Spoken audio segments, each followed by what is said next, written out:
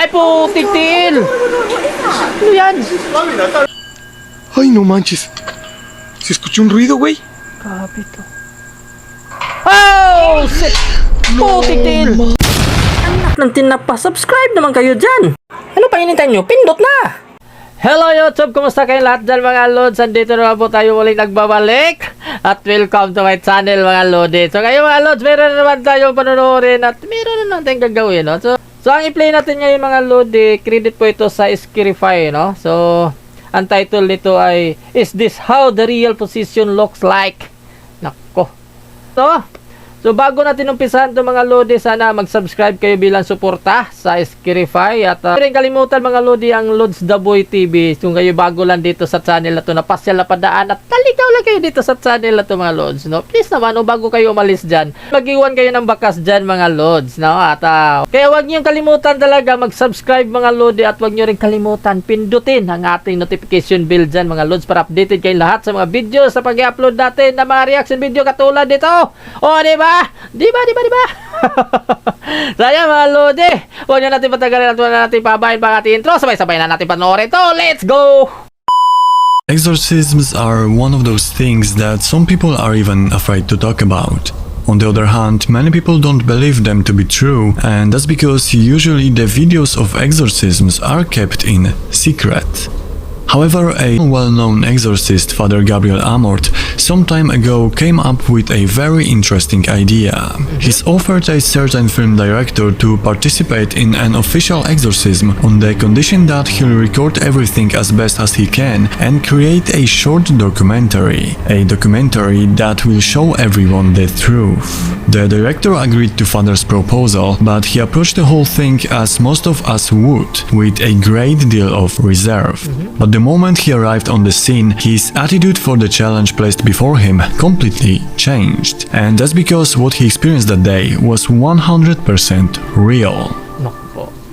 Dallo Spirito Santo qui fermiamo su un metro nelle manifeste strade di Simone Maggio si fa la cantura mira la mia qui segnano delle onore dei nonnante qui sei Manueli ma dell'apostolo su un ballo recitati carigine d'arte per le umbre fino in ferruina exire presepi intercedente Immacolata Virgine Dei Recipio Tibi chiunque spirito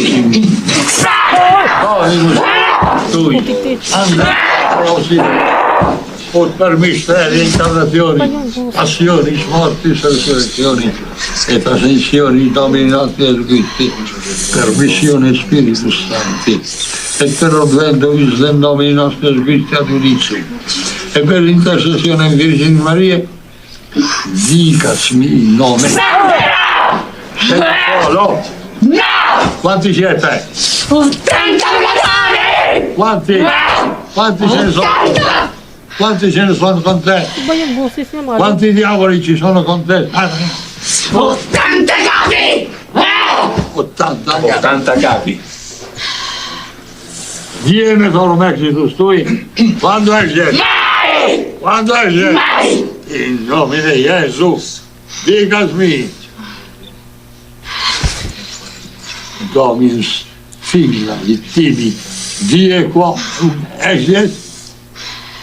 Il Signore Gesù ha fissato il giorno d'andartene. No! Non te l'ha fissato ancora? Non te l'ha fissato? No! Sarà lui a fissarlo, perché tu non conti una cicca. Come non conto una... È la mia! È la mia! È la mia! È di Cristo!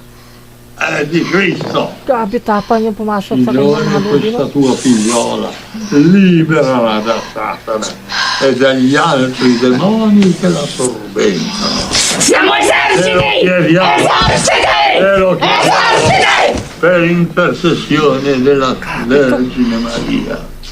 Per intercessione della Vergine Maria. Per intercessione della Vergine Maria che ti annulla Satana. Lo sai che lei ti annulla, che contro di lei non può fare niente. Contro di lei non puoi fare niente. Puoi solo andarti a nascondere. In nomine di Gesù, intercedente, Immacolata Vergine Vergine Maria. In nomine di Gesù, intercedente, Immacolata Vergine Vergine Maria.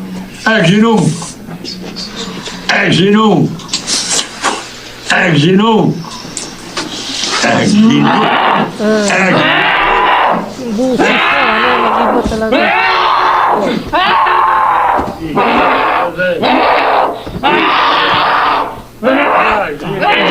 Lumaban talaga mga lods.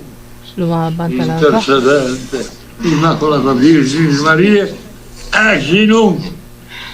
Die met stui. The audio you heard on the fragment of this exorcism allegedly wasn't in any way processed. This woman was really emitting an inhuman voice, as it were 2 or even 3 other voices blending into one. Yun na nga. The exorcism lasted much longer than this short fragment, and what's more, 3 grown men had to hold her with all their strength, and yet they had trouble keeping her still. Naku. In the end, after a really long and fierce battle with evil, the victim of the possession managed to free herself from the power of the demons. All thanks to the holy power of the prayer. If you want to watch the whole movie, as always you can find the link in the description. And I don't know about you, but I haven't been impressed like this for a really long time. Go. So yan mga lods, no, kung talagang mahina yung prayer mo, ay talagang hindi yan basta-basta alis at katawan ng tao yung mga demonyong yan. Talagang lumalaban kasi at gabi ang tapang. Yung boses ng babae nag-iba talaga mga lods, di ba? Yung mga demonyo na yan ay talagang matutunaw talaga sila sa mga prayers. Ibang klase. Di ba mga lodi? Ghosts in general love dark abandoned places where they can easily scare innocent people. This time, however, is different. The clip comes from one of the CCTV cameras mounted at a store in British town of Whitstable and shows the moment when one customer's shopping experience was slightly disturbed. Check this out, right? Tingnan This natin. guy here, watch behind his head. What? Keep watching. Just look at the shelf. It's the weirdest thing. Ay po, titil! What is that? Ano yan? It's flowing, I don't know. Sick! Ano?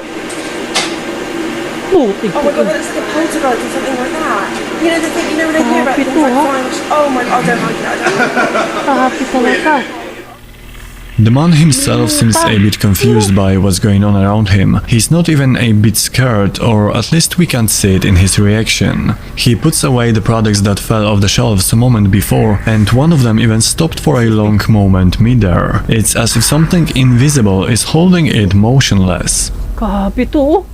The man doesn't seem to realize that he's dealing with a poltergeist, but looking at it from the perspective of the CCTV camera, there is only one conclusion. Now we are going to take a look at the footage of the Mexican duo Misterio J. Al, who studies supernatural phenomena. Time they went to a cemetery at midnight, and specifically to the children's section. Colombiano, that's one half of the duo, uses a brass vessel, tapping on it from time to time to awaken the souls of the dead present in the area. And luckily for us, they didn't have to wait long to get the answer.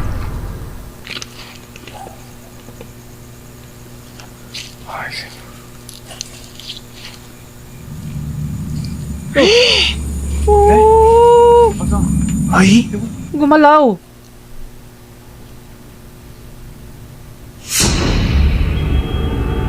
Oh, titil. Shit. Wah. Hindi niya alam talaga. Yung naghahawak ng kamera na kita yan oh. Ahí. Wala. Hindi mo Ahí se makita. acaba de abrir esa puerta, Colo. Oh. Ahí. Puerta. Ahí, enfrente. Algo, hijo, no veo ninguna puerta. Aquí, güey. Sumara talaga. Esto se abrió. Yan. Esto se abrió, amigos. Neta. Sí, Ay, güey. nagbukas pala siya. Akala ko sumara. Ay, señor. Double pala yan. Nagbukas. Amigos, esta puerta se abrió. Yan. Bumukas Está muy talaga vieja ya siya. la china, ¿verdad? Sí. Anak ng tinapa mga lods. Oh, tiktiil. Creo que sí lo grabé, güey. Despite the lack of wind, the rusty gate from the fence surrounding the tombstone spontaneously opened. Ayun! Gates in such state are quite hard to open, so a simple fishing line or the previously mentioned gentle wind wouldn't necessarily work. Besides, this wasn't the only situation that the man experienced. Amigos, ese mono que estaba ahí, que está tirado ahí, ahorita en una transmisión se estaba moviendo, amigos. Vamos a ver si se hace presente el niño con...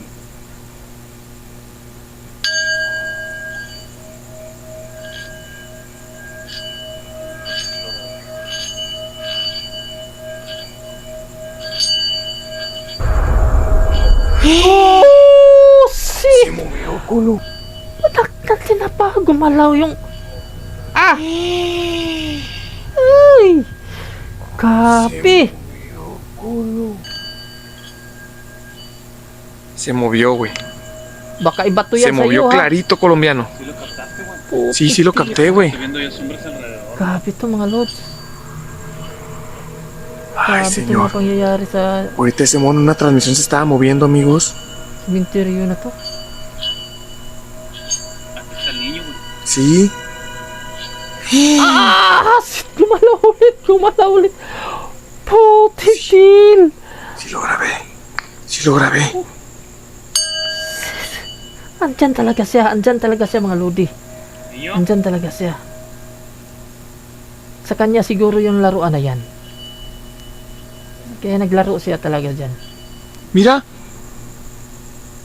Se está manifestando el niño ya, güey. Patras siya, bakit? Napatras siya, oh. Ay, señor. Baka nakita niya, no? Mira. Está temblando, ¿verdad, colombiano? Kita daw. Está temblando, ¿verdad? Güey, se está sacudiendo el mono. Mira. No puede, no mames. Güey, está temblando el mono, Ganun, güey. ganun, para makita talaga. Mira, güey. ¿Qué Oh! es eso, güey? ¿Qué es eso, güey? What the? Putik til! No manches. Ha? Ano to? Ah! No manches. Kapi!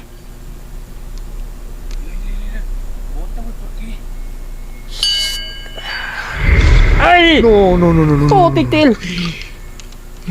Kapi to mga Seas lods. cañón. Grabe to. Ay, padre Napakaktibo Dios. niya, no?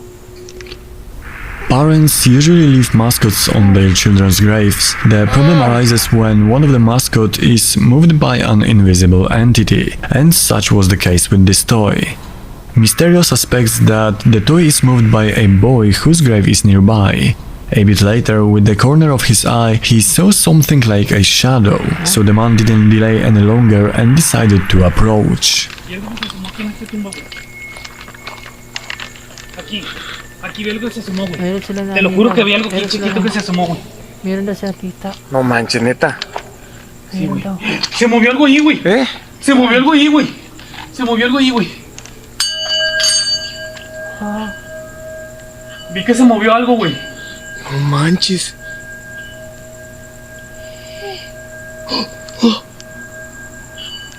Ay, no manches. Se escuchó un ruido, güey. kapi to. Oh! Shit! Putik til! Mames. Wah! Ah! No Anak ng mames. tinapa to. Anak ng tinapa ka. No mames. Bihira to. No mames. Kapi to. Se cayó el carro, ¿verdad, güey? Güey, vi algo que se movió, que se metió Ah! aquí, güey. Shortly after approaching the tomb, they heard a strange moaning sound, as if a child was nearby, but it was the falling orange car that made them really scared. Here too, there was no any kind of suspicious line. What's more, the shrine was not open, and the toy itself was quite a distance from the holes in the walls. So, was Mysterio right, and it's actually the spirit of some boy who is unable to rest in peace and is playing with the toys left on the graves of other children? This seems to be the case. Grabe. The night shift at work Iwan ko lang sa inyo mga lodi, oh. Bahala na kayo talagang humusga sa nakita natin. Talaga nakakapangilabot mga lods. Nakakatakot sobra. Ibang klase yung sementeryo na yun. It's often hard to endure on its own due to the conditions, but Jonathan had to face something else. The Colombian working as a security guard didn't have to worry that day, or rather night, about falling asleep while working. Woo! Wah! Bumukas! Putik tiil.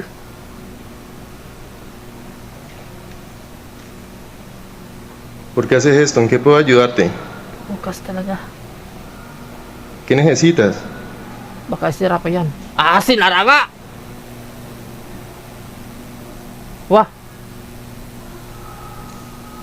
Anak ng tinapa tong mga area na to. Dime, ¿necesitas algo? ¿En qué puedo ayudarte? Sabi. Pero no me hagas esto. Woo! Pinuksan ulit. Putik tiil. Grabe to mga lods. ¿En qué puedo ayudarte? Oh, shit! Oh! The door of one of the cabinets slowly and steadily opened and closed several times, and as the clip is from the inside of the building, we can't blame it on the weather conditions. However, what Jonathan himself didn't know Hindi yun weather condition mga lods. Hindi yan na hangin lang.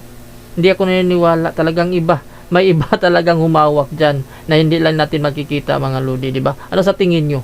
Sa tingin ko lang yun, ha? Hindi ko naniniwala na hangin-hangin lang yan. was that this was just a beginning. ¿Quién anda ahí?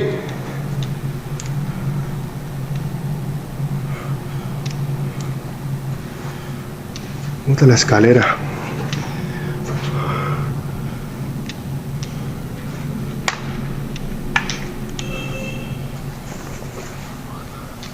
Escalera caída. Pucha. Aquí no hay nadie.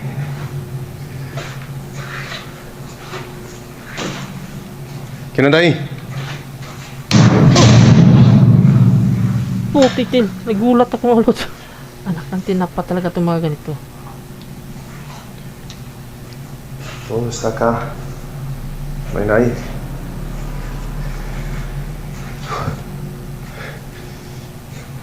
Esto está raro. Muy raro. Ano yun? Yo escuché como si alguien caminara acá arriba. Ano yung boses na yun? Puta, abajo.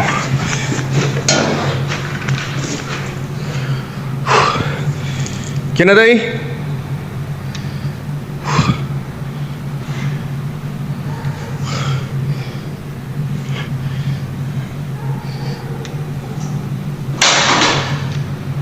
Putik din talaga. Nagulat. No te tengo miedo.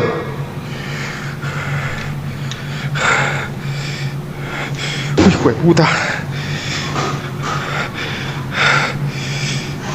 Oh! Uy! No te tengo miedo. Puta. Ano to? Grabe to. Sino ang mamakisan? Se siente un ambiente pesado. Un ambiente pesado. No puedo ni respirar bien.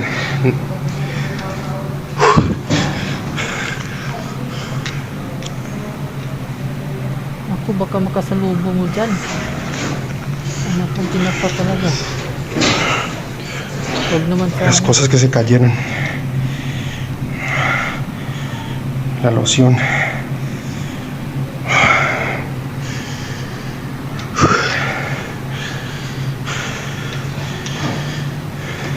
Sea lo que sea, no te tengo miedo. Para nada te tengo miedo.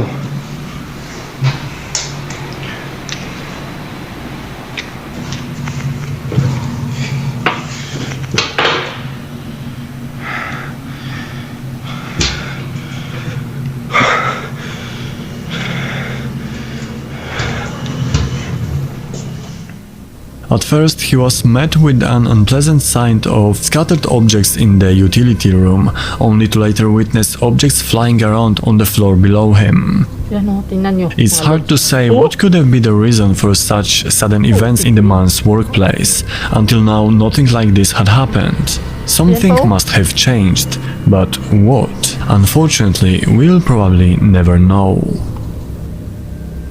Michelle Lynn Smith said goodbye to her children and left her home in Stonesville, Eden, North Carolina to do some shopping on the evening of December 9th, 2001. Michelle was never seen again. The Adventurers with Purpose concluded that Michelle was probably killed, leaving many unanswered questions. The men followed the last known trail left by the woman to discover what caused her to disappear without any trace.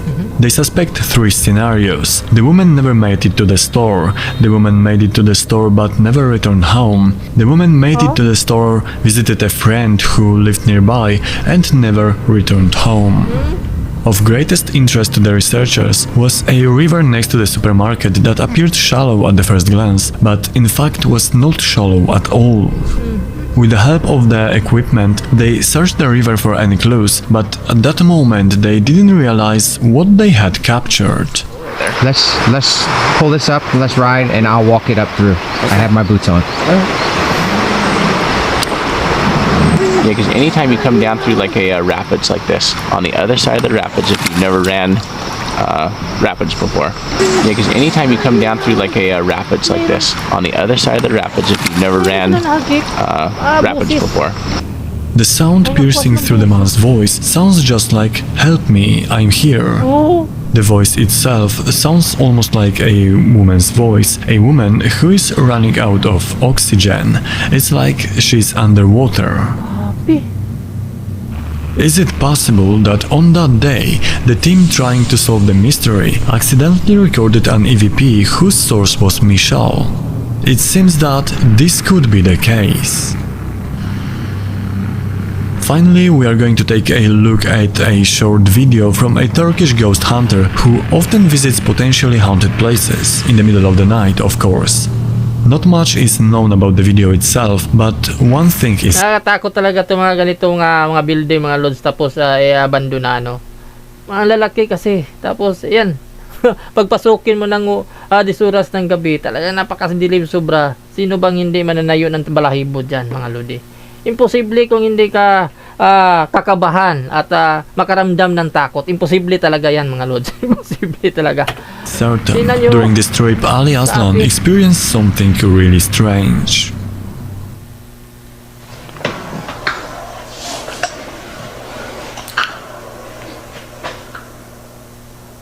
Ano yan? Doon na po. Dışarıdan sesler geliyor, bir şeyler oluyor. Ay, akala ko doon na ba na pala. Hawakan. Özür kelimetli ait damatım işlerim ahlak. Özür kelimetli ait damatım işlerim ahlak. Bismillah. Basamak. La ilahe illallah. Allahu ekber. Kim o? Allahu ekber. Bismillah. Ayun. Samay tumakbo. La ilahe illallah. Kasama Biri geldi. Karşımda. Yine. Özür kelimetli ait damatım işlerim ahlak. Oh, shit.